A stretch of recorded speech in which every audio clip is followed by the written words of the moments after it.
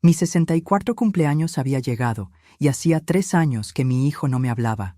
Mi única esperanza era que sonara el teléfono, pero lo que llegó a mi puerta fue una caja. Dentro, galletas perfectamente decoradas y una nota que decía: «Feliz cumpleaños, mamá. ¿Podemos empezar de nuevo?». Poco sabía yo que ese era el inicio de un giro tan oscuro que me haría cuestionar cada recuerdo que tenía de él. Porque dentro de una de esas galletas, lo que encontré no fue un gesto de paz, sino una sentencia de muerte, la traición de un hijo, la maldad de quien pensé que conocía mejor que a mí misma, y el descubrimiento de que la pesadilla apenas estaba comenzando. Antes de continuar contando mi historia, cuéntame en los comentarios desde dónde me estás escuchando. Me encantaría saberlo. Mi nombre es Esmeralda. A los 64 años, la vida me había dado más silencio que compañía. Mi cumpleaños, ese año, comenzó como cualquier otro día de los últimos 3 años de un silencio pesado y ensordecedor. Un café amargo en la taza agrietada, el crucigrama de un periódico de hace una semana, y mi propia voz resonando en el vacío de la casa donde crié a Santiago. Siempre creí que conocía a mi hijo mejor que nadie. ¿Cómo podría ser diferente? Lo llevé en mi vientre durante 9 meses. Sentí cada movimiento, cada sollozo dentro de mí. Vi su primera sonrisa, sequé sus lágrimas, curé sus heridas. Ahora, a mis 64 años, miro la galleta envenenada guardada en una caja de pruebas y me pregunto, ¿realmente lo conocí alguna vez? Hacía 3 años que no hablaba con mi único hijo. 3 años desde aquella devastadora pelea que comenzó por algo tan banal, un comentario sobre la educación que le daba a su hija, y terminó con puertas azotadas y silencio absoluto. Ese día, vi algo en sus ojos que nunca había notado antes. No era solo rabia, era algo más profundo, más oscuro. El timbre sonó a las 10:37. Lo recuerdo con precisión porque miré el reloj de pared, el que perteneció a mi madre, pensando que tal vez era Josefina, mi vecina de la Ciudad de México, con algún pastel improvisado. Pero no era Josefina. En el umbral de la puerta había solo una caja, papel pardo, cinta azul marino, sin remitente. Solo mi nombre escrito con esa caligrafía que reconocería incluso si estuviera ciega. Santiago. Mis manos temblaron al tomar el paquete. Era ligero, olía a canela y vainilla. Dentro de la caja, anidadas en papel de seda, había 6 galletas artesanales, cada una decorada con un patrón diferente: estrella, luna, sol, flor, nube y corazón. Y una nota simple, escrita a mano: «Feliz cumpleaños, mamá. ¿Empezamos de nuevo?». Sentí un nudo en la garganta. Después de 3 años de silencio, ese era su intento de reconciliación. Típico de él. Siempre prefirió los gestos a las palabras, siempre fue parco con sus emociones. De niño, nunca lloraba cuando se lastimaba. Solo miraba la herida con una curiosidad extraña, como si estuviera estudiando su propio cuerpo. Llevé la caja a la cocina y miré largamente las galletas. Eran perfectas, meticulosamente decoradas.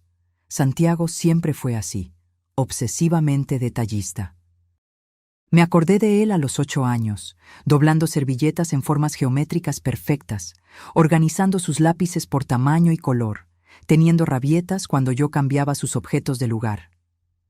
Por alguna razón que no pude explicar en ese momento, no comí ninguna galleta. Había algo en el gesto que no me parecía natural. Tal vez era el tiempo de distanciamiento, tal vez era el recuerdo de aquella última mirada. Guardé una de las galletas, la de corazón, en el refrigerador. Las otras 5 las puse en una pequeña cesta y por un impulso decidí llevárselas a Inés, la ex-suegra de Santiago. Irónicamente, nos habíamos acercado después de su divorcio y del distanciamiento entre nosotros. Ella siempre me trató con amabilidad, especialmente en los momentos más difíciles. Inés vivía a pocas cuadras en una casita pequeña y acogedora de Guadalajara. Cuando me vio en la puerta, sus ojos se iluminaron. «Esmeralda, ¡Qué maravillosa sorpresa! Y en tu cumpleaños. Me abrazó con fuerza, ese tipo de abrazo que solo las personas que conocen el dolor pueden dar. Te traje unas galletas, dije, extendiendo la cesta. Santiago, él me las envió para mi cumpleaños. Sus ojos se abrieron de par en par. ¿Santiago? ¿Después de tanto tiempo? Sí, creo que quiere reconciliarse. Inés sonrió, con su forma de ver lo mejor en las personas. Eso es maravilloso, querida. Señal de que los vientos están cambiando. Me invitó a pasar, pero me negué. Necesitaba estar sola, procesar lo que estaba sucediendo. Al despedirme, vi a Inés tomar una de las galletas, la de Estrella, y darle un mordisco. «Deliciosa», exclamó. Siempre tuvo talento para estas cosas. Recuerdo cuando le hacía pasteles a Dulce. Volví a casa con un peso extraño en el pecho. La soledad parecía aún más densa ahora. Pasé el resto del día mirando el teléfono, esperando una llamada que no llegó. Solo por la noche, ya acostada, me di cuenta de algo en el bote de basura de la cocina. Una pequeña botella de plástico sin etiqueta, con residuos de un polvo blanco. No recordaba haberla visto antes. Al día siguiente, el teléfono sonó temprano. Mi corazón dio un vuelco cuando vi el nombre en la pantalla. Santiago. Mamá. Su voz sonaba extrañamente controlada. «Feliz cumpleaños atrasado».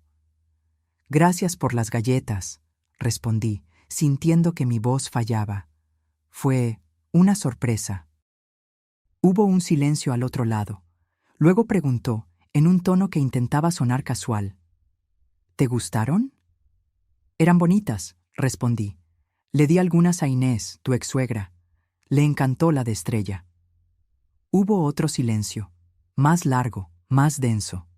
«¿Le diste mis galletas a Inés?» La voz de él cambió por completo. Era fría, casi cortante. «Sí, pensé que le gustaría. Eran para ti», interrumpió con una intensidad que me asustó. «Solo para ti, nadie más». Antes de que pudiera responder, colgó.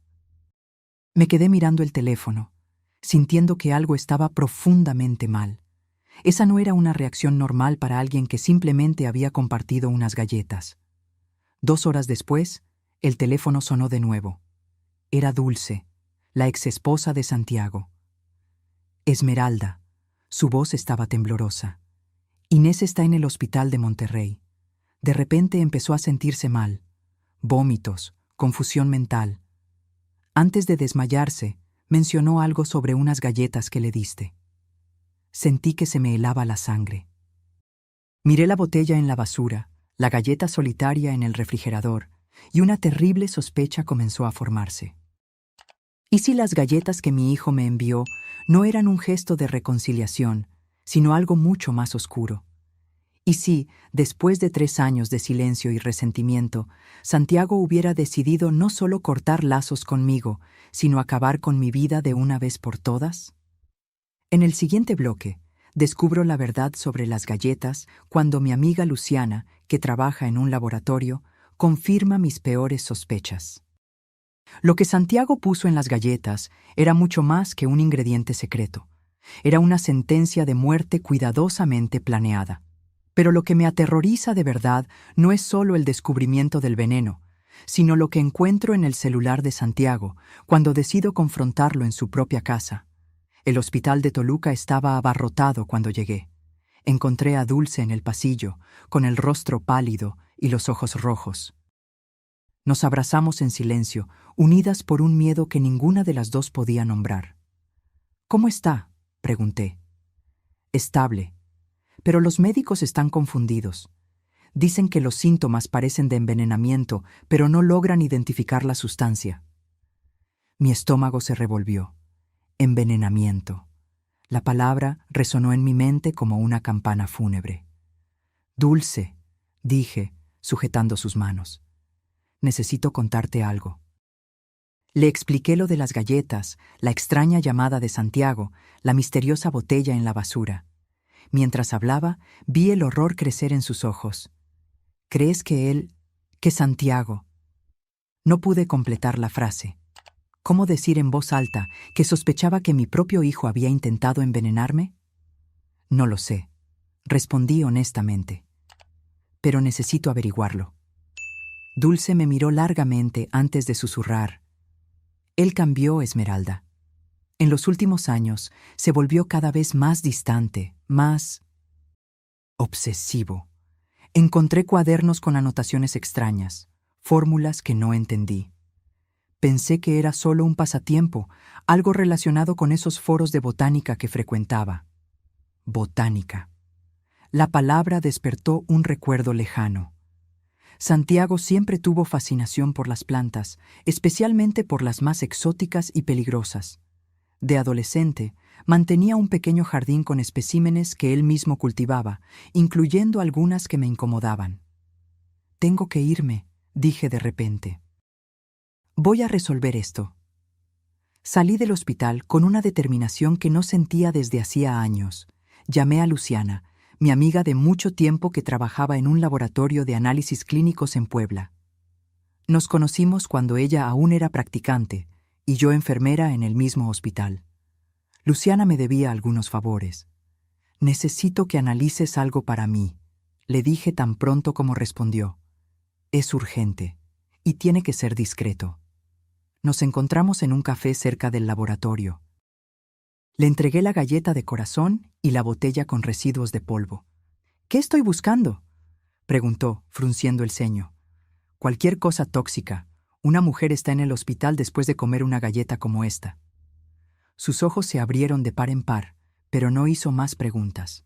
Luciana siempre supo cuándo un asunto era demasiado serio para la curiosidad. «Te llamaré tan pronto como tenga resultados. Puede tardar unos días». Los días siguientes fueron un tormento. Dividí mi tiempo entre las visitas a Inés en el hospital, que afortunadamente empezaba a recuperarse, aunque lentamente, y la angustiosa espera por los resultados. Las noches eran las peores. Me quedaba despierta repasando recuerdos, buscando señales que me hubiera perdido. Momentos en los que podría haber notado que algo andaba mal con Santiago. Me acordé de él a los 10 años, diseccionando un pájaro muerto en el patio, con la misma expresión concentrada que tendría al armar un rompecabezas. En ese momento, lo interpreté como curiosidad científica. Ahora, ese recuerdo adquiría tonos más oscuros. Al cuarto día, Luciana llamó. «¿Podemos vernos? Tengo los resultados». Su voz estaba tensa, y supe de inmediato que mis peores sospechas se confirmarían. Nos encontramos en el mismo café. Luciana parecía haber envejecido años desde nuestro último encuentro. Puso una carpeta sobre la mesa y habló en voz baja. «Encontré rastros de acónito en la galleta y en la botella. Es un veneno extremadamente potente, extraído de una planta llamada acónito o capucha de monje. En dosis pequeñas, causa náuseas, vómitos, confusión mental. En dosis mayores». No necesitó completar. Yo sabía lo que significaba. «Esto no es algo que se encuentre por accidente en la comida, Esmeralda. Alguien lo puso ahí deliberadamente. Mi hijo, mi único hijo había intentado matarme». La realidad me golpeó como un tren a toda velocidad. Me sentí mareada, con náuseas. Luciana me sujetó la mano con fuerza. «Necesitamos ir a la policía», dijo. Asentí mecánicamente. En el fondo, sabía que era lo correcto, pero una parte de mí, la parte madre, se rebelaba contra la idea de entregar a mi propio hijo. El detective Carlos Reyes era un hombre de mediana edad con ojos amables que no encajaban con su trabajo. Escuchó mi historia sin interrupciones, tomando notas ocasionales. Cuando terminé, miró las pruebas que Luciana había traído. «Señora Esmeralda, tengo que preguntarle directamente. ¿Cree que su hijo intentó envenenarla?». La pregunta, aunque esperada, me dio un puñetazo en el estómago. Respiré hondo antes de responder. «Sí, creo que sí». Las palabras salieron pesadas, como si estuvieran arrancando pedazos de mi corazón. El detective asintió gravemente. «Vamos a investigar esto a fondo. Mientras tanto, manténgase alejada de él. Si se pone en contacto, no revele sus sospechas. Salí de la comisaría sintiéndome como una traidora. Pero mientras caminaba a casa, algo comenzó a cambiar dentro de mí. El dolor dio paso a la ira y luego a una fría resolución. Necesitaba saber por qué. Necesitaba oírlo de su boca. Con manos temblorosas, tomé el teléfono y llamé a Santiago. Respondió al tercer tono. «Mamá, necesitamos hablar», dije tratando de mantener la voz firme. «En persona». Hubo una pausa. ¿Sobre qué? Sobre empezar de nuevo, sobre las galletas. Otra pausa, más larga esta vez.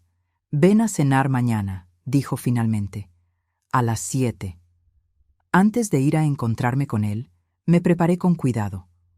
Puse una pequeña grabadora en el bolsillo de mi abrigo, algo que el detective me había dado. «No lo haga», me había advertido. «Deje que nosotros nos encarguemos». Pero necesitaba enfrentarlo, necesitaba entender. La casa de Santiago era exactamente como la recordaba, impecablemente limpia, organizada, casi clínica en su perfección. Me recibió con una sonrisa que no llegaba a sus ojos. «Te ves bien», comentó, llevándome al comedor. «Lo estoy», respondí. «Inés también está mejorando». Vi sus hombros tensarse ligeramente. «Qué bueno», murmuró.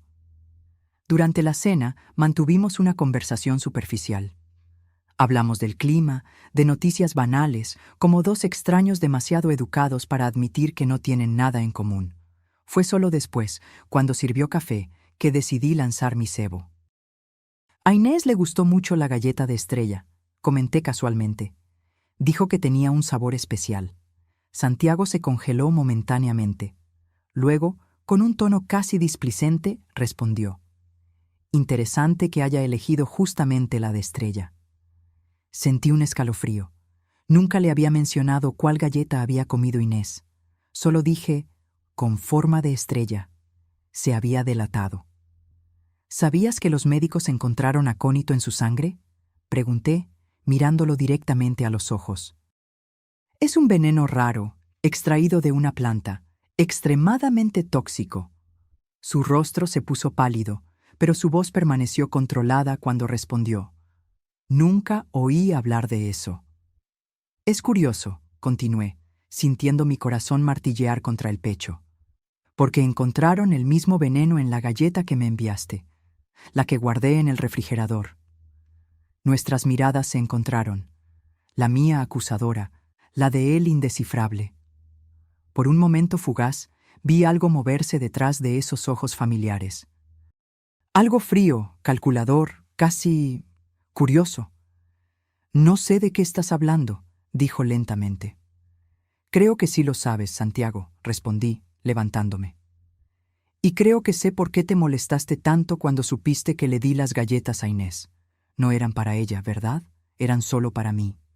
Y entonces, en el silencio que siguió, hizo algo que me heló hasta el alma. Sonrió. Una sonrisa pequeña, casi imperceptible, pero indudablemente real.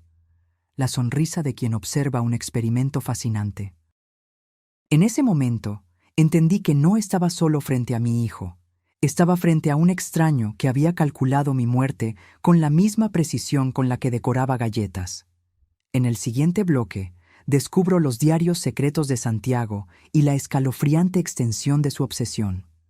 Cuando confrontó a Dulce con mis descubrimientos, ella revela un secreto que cambiará por completo mi comprensión sobre lo que realmente motivó a mi hijo a querer eliminarme. Y lo peor, descubro que no fui su primera víctima. Salí de la casa de Santiago como quien huye de un incendio, con el corazón acelerado y la sensación de haber escapado por poco de algo devastador. En el coche, mis manos temblaban tanto que apenas podía sujetar el volante. Encendí la grabadora y escuché nuestra conversación de nuevo. Ahí estaba, indiscutible. Se había delatado al mencionar la galleta de estrella. Conduje directamente a la comisaría de la Ciudad de México. El detective Reyes todavía estaba allí, trabajando hasta tarde. Cuando me vio entrar, sus ojos cansados se abrieron de par en par. Señora Esmeralda, ¿qué pasó? Grabé todo, dije, entregándole el dispositivo. Prácticamente confesó. Reyes escuchó la grabación 2 veces, tomando notas. Cuando terminó, su mirada era grave. Esto, combinado con las pruebas de laboratorio, es suficiente para una orden de arresto. Pero, señora Esmeralda, necesito que entienda algo. Cuando arrestemos a su hijo, no habrá vuelta atrás. Lo sé, respondí, sintiendo un peso enorme sobre mis hombros. Pero no tengo elección. Él intentó matarme, y casi mata a Inés por error.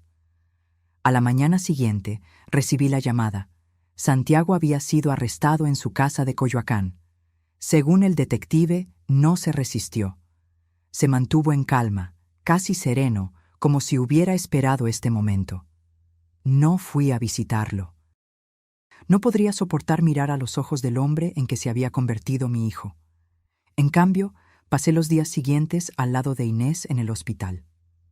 Su recuperación era lenta, pero constante. Los médicos decían que había tenido suerte. La galleta contenía una dosis menor de veneno que las otras. Las galletas tenían diferentes concentraciones, explicó Reyes cuando me encontró en el hospital. La de corazón, la que usted guardó, contenía la dosis más alta. Las otras tenían cantidades menores, como si estuviera experimentando, completé, sintiendo náuseas. Precisamente.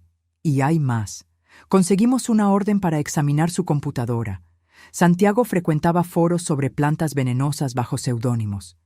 Encontramos anotaciones detalladas sobre la extracción de acónito, los efectos en diferentes dosis, métodos de administración. Cerré los ojos, tratando de procesar el horror. Mi hijo no había actuado por impulso. Aquello fue planeado, estudiado, ejecutado con precisión científica. ¿Por qué? Pregunté, más para mí misma que para el detective. ¿Por qué haría algo así? Estamos investigando. Hay indicios de que usted puede no haber sido la primera persona a la que intentó perjudicar.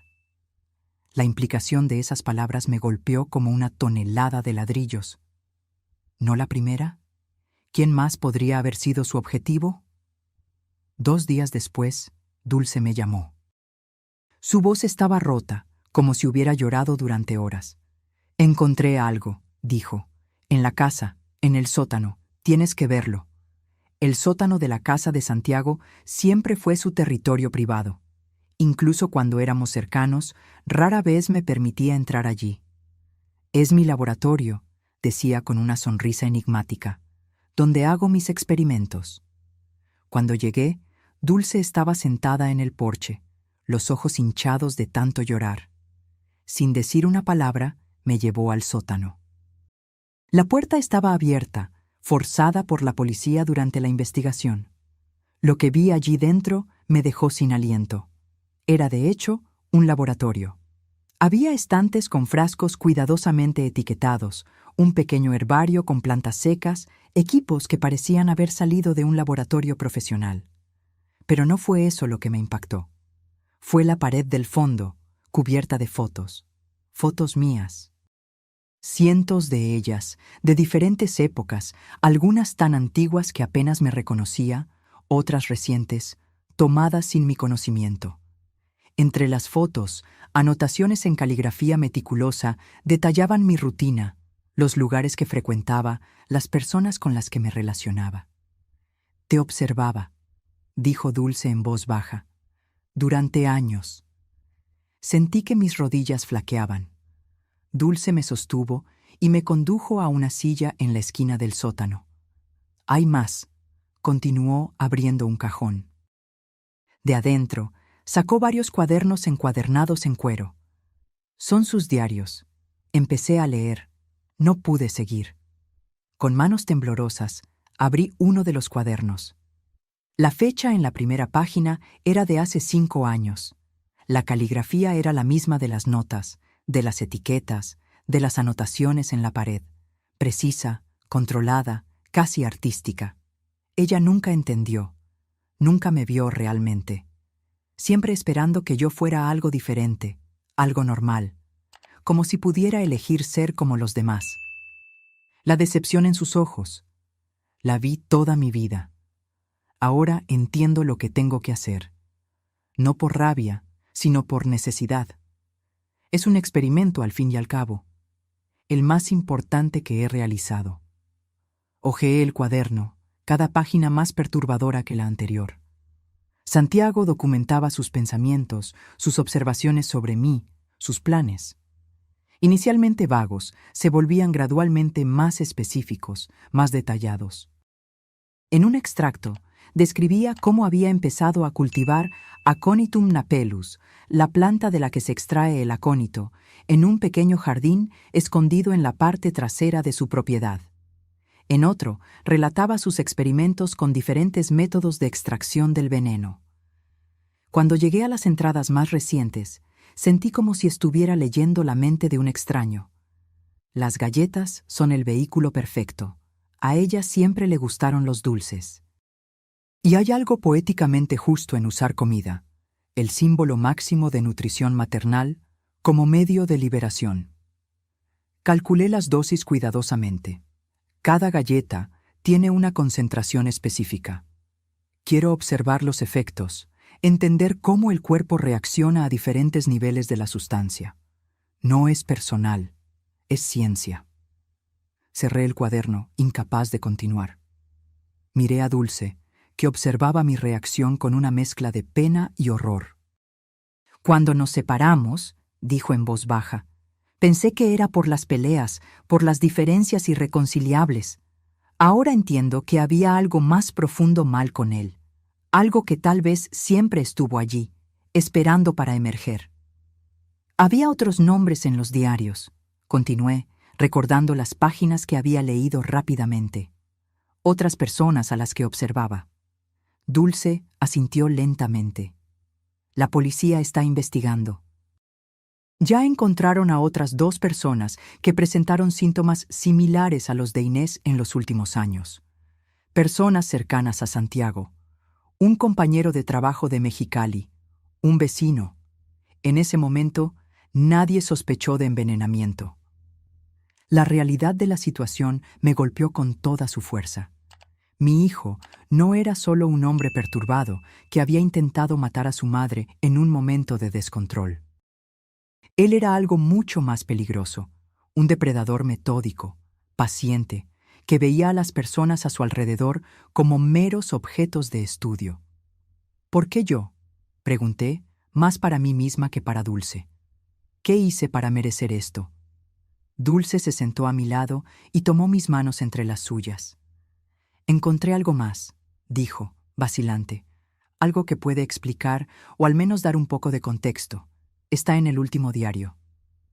Tomó un cuaderno diferente de los otros, más nuevo, con la cubierta aún brillante.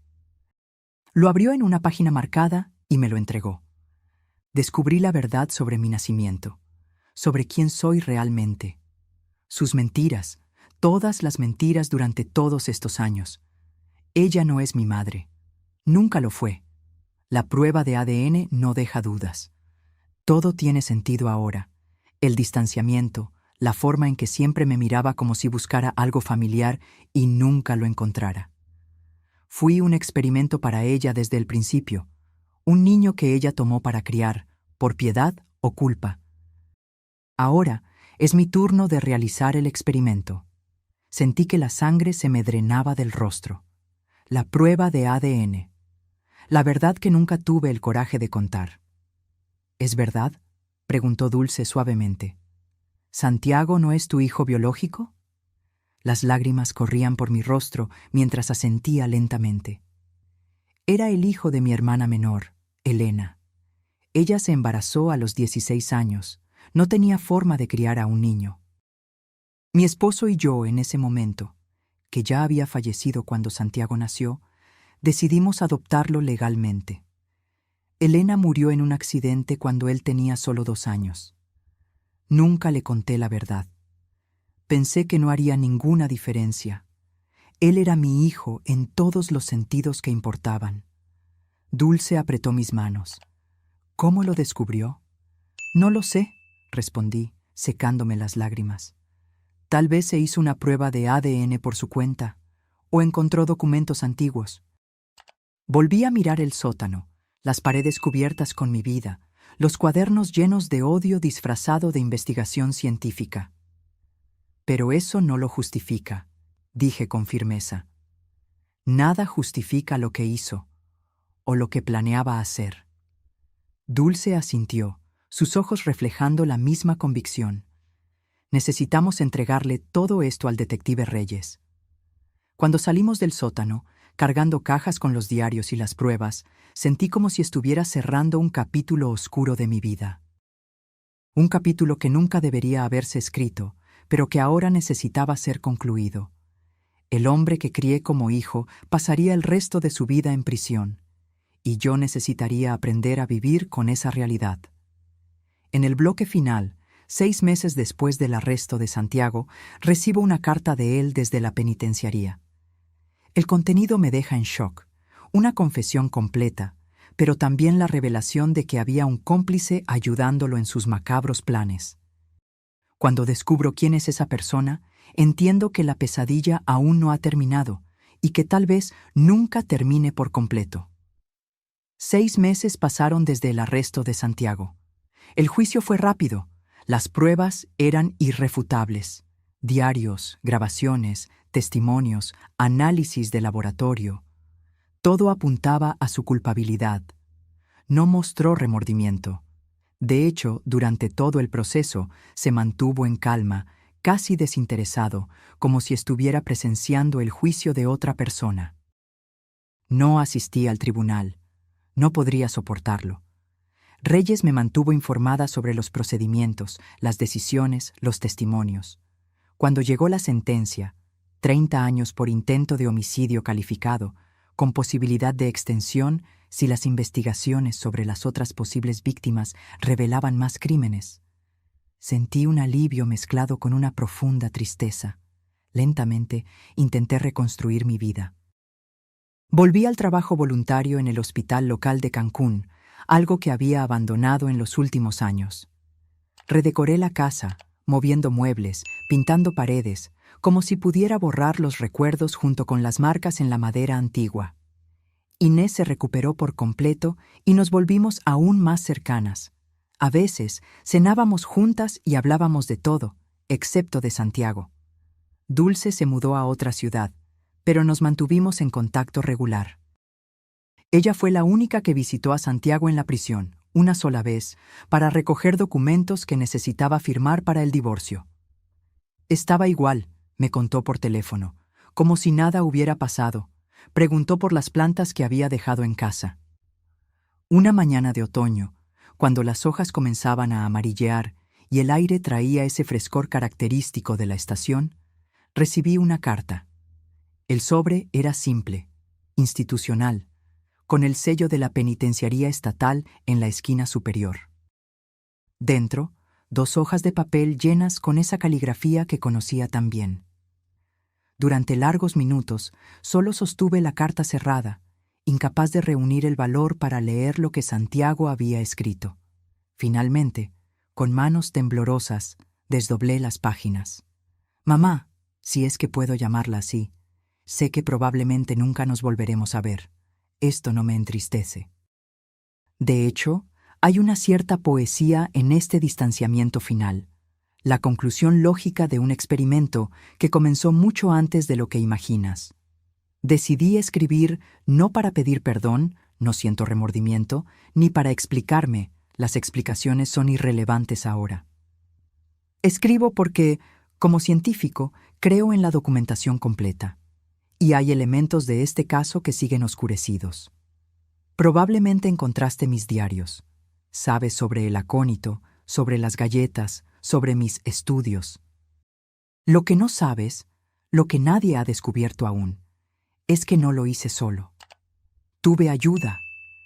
Alguien que compartía mi curiosidad, mi enfoque metodológico, mi insatisfacción con las explicaciones convencionales para los fenómenos humanos.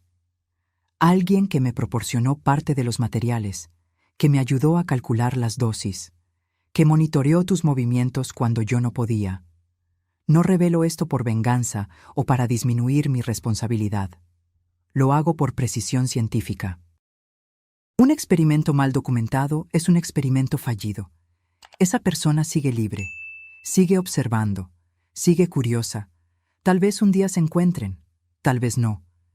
Considera esta información mi último regalo para ti, Santiago. Dejé caer la carta al suelo. Un cómplice. Alguien que lo ayudó a planear mi muerte. Alguien que aún estaba libre. Con el corazón martilleando contra el pecho, llamé al detective Reyes. Vino de inmediato, recogió la carta como prueba y prometió investigar. Podría ser un farol, dijo, tratando de calmarme. Un último intento de manipulación. Pero algo me decía que no lo era. Conocía a Santiago, o creía que lo conocía. Él no mentiría sobre eso. No había motivo. Si quisiera asustarme, podría haber inventado algo mucho más aterrador. En los días siguientes, me sumergí en la paranoia. Examinaba a cada persona que se cruzaba en mi camino. Cuestionaba cada interacción. ¿Quién podría ser? ¿Alguien que conocía? ¿Alguien cercano? Reyes volvió una semana después con aspecto preocupado. Entrevistamos a Santiago en la prisión, explicó. Se niega a identificar al cómplice. Dice que eso comprometería la integridad del experimento. Estamos revisando todos sus contactos, todas sus comunicaciones. ¿Y mientras tanto? Pregunté. ¿Debo simplemente esperar a que esa persona decida visitarme? Reyes suspiró. Vamos a aumentar la vigilancia en su casa. Patrullas regulares. Y sugiero que se quede con alguien por un tiempo. Esa noche llamé a Inés. Le expliqué la situación. Le pedí que viniera a quedarse conmigo unos días. Aceptó sin dudarlo. Cuando Inés llegó, con una pequeña maleta y su gata, me sentí instantáneamente más segura. Había algo en su presencia, calma, firme, inquebrantable, que tranquilizaba mis miedos. Preparamos la habitación de invitados. Hicimos una sopa simple para la cena y hablamos de temas ligeros, evitando mencionar la carta o a Santiago. Solo después, cuando estábamos tomando té en el porche, observando las estrellas, Inés tocó el tema. ¿Crees que es alguien que conocemos?, preguntó suavemente. No lo sé, respondí honestamente. Santiago siempre fue reservado, pero nunca fue sociable. No tenía muchos amigos, al menos no que yo supiera. Inés asintió, pensativa. Él y Dulce vivían prácticamente aislados en los últimos años en Tlaxcala. Rara vez salían, rara vez recibían visitas. Excepto por la profesora de piano de Carla, comenté, recordando a la hija pequeña de Santiago y Dulce, que ahora vivía con la madre en otra ciudad. ¿Cómo se llamaba ella? Vivian Arantes, respondió Inés de inmediato. Vivian Arantes, una mujer extraña. Siempre pensé que había algo frío en ella. Me quedé en silencio, repasando el nombre en mi memoria. Vivian Arantes. Nunca la conocí en persona, pero Santiago a veces la mencionaba como excepcional, diferenciada, una mente brillante desperdiciada dando clases de piano a niños. A la mañana siguiente, mientras Inés aún dormía, llamé a Dulce. Vivian Arantes, dije sin preámbulos. Quiero saber todo sobre ella. Hubo una pausa tensa al otro lado de la línea. ¿Por qué preguntas por Vivian?, Dulce respondió, su voz de repente cautelosa. Le expliqué lo de la carta, lo del supuesto cómplice. Dulce escuchó en silencio. Cuando terminé, soltó un largo suspiro. Siempre sospeché que había algo entre ellos, dijo finalmente. No románticamente, era diferente. Como si compartieran un secreto, un lenguaje propio. A veces veía a Santiago mirarla de una manera analítica, y ella le devolvía la mirada de la misma forma. ¿Cómo se conocieron? En uno de esos foros en línea que él frecuentaba, sobre plantas raras, venenos naturales, ese tipo de cosas. Ella es bioquímica. Trabajó en un laboratorio farmacéutico en Querétaro antes de convertirse en profesora de piano, un cambio de carrera que siempre me pareció extraño. Sentí un escalofrío recorrer mi espalda. Bioquímica. conocimientos sobre venenos, una conexión con Santiago a través de intereses oscuros. ¿Dónde está ella ahora?, pregunté. No lo sé, respondió Dulce, su voz ahora claramente preocupada. Dejó de dar clases a Carla cuando nos mudamos. Nunca más oí hablar de ella. Tan pronto como colgué, llamé a Reyes. Anotó toda la información y prometió investigar a Vivian Arantes de inmediato. Pasaron 3 días sin novedades. Inés y yo caímos en una rutina tranquila. Por la mañana salíamos a caminar por el barrio. Por la tarde jugábamos a las cartas o veíamos películas antiguas. Por la noche cocinábamos juntas y hablábamos del pasado, el pasado bueno antes de que todo se derrumbara. Fue en una de esas noches que sonó el timbre. Eran casi las 10, demasiado tarde para visitas casuales. Intercambié una mirada de aprensión con Inés. Yo abro, dijo levantándose. No, la interrumpí. Primero llamaré a Reyes. Pero antes de que pudiera tomar el teléfono, oímos una voz desde afuera. Señora Esmeralda, soy yo, Vivian Arantes. Necesitamos hablar. Se me heló la sangre. ¿Cómo sabía mi nombre? ¿Cómo sabía dónde vivía? No abras, le susurré a Inés, que ya se dirigía a la puerta. Llama a la policía. Pero algo en el rostro de Inés me detuvo. Una expresión que nunca había visto antes, casi ¿reconocimiento? Inés, la llamé, confundida. Se giró lentamente hacia mí y su mirada había cambiado. Ya no era la mirada amable y comprensiva que conocía. Era algo distante, clínico, evaluador. Lo siento, Esmeralda, dijo en voz baja, pero creo que realmente necesitamos escuchar lo que Vivian tiene que decir. Y entonces lo entendí. El horror de la comprensión me golpeó como una avalancha. El cómplice de Santiago no era Vivian. Era Inés, la mujer a la que había acogido en mi casa. La mujer que había fingido ser envenenada por las galletas que probablemente nunca llegó a comer de verdad. La mujer que me había observado, me había estudiado durante todos estos años. ¿Por qué?, logré preguntar, mi voz casi inaudible. Inés, o quienquiera que realmente fuera, sonrió. Una sonrisa diferente a todas las que había visto en su rostro. No había calidez en ella, solo una curiosidad distante. Fascinación, respondió simplemente. El mismo motivo que Santiago. La mente humana bajo presión extrema. Las reacciones, las adaptaciones, los mecanismos de supervivencia. Eres un caso de estudio fascinante, Esmeralda. La madre que no es madre, la cuidadora que no vio las señales, la víctima que se niega a ser víctima. Caminó hacia la puerta y la abrió. Afuera estaba una mujer que nunca había visto. Cabello oscuro, rostro angular, ojos penetrantes. Vivian, presumiblemente. Y ahora, continuó Inés, comienza la fase 2 de nuestro estudio. ¿Creíste que el experimento había terminado con el arresto de Santiago? No, Esmeralda, solo entró en una nueva fase. En ese momento, con las 2 mujeres observándome como científicos observarían a un conejillo de Indias, comprendí que la pesadilla nunca había terminado. De hecho, tal vez nunca terminaría realmente. Lentamente, retrocedí hacia la cocina, donde estaba mi teléfono. Necesitaba alertar a Reyes. Necesitaba escapar. Necesitaba sobrevivir, no solo físicamente, sino mentalmente.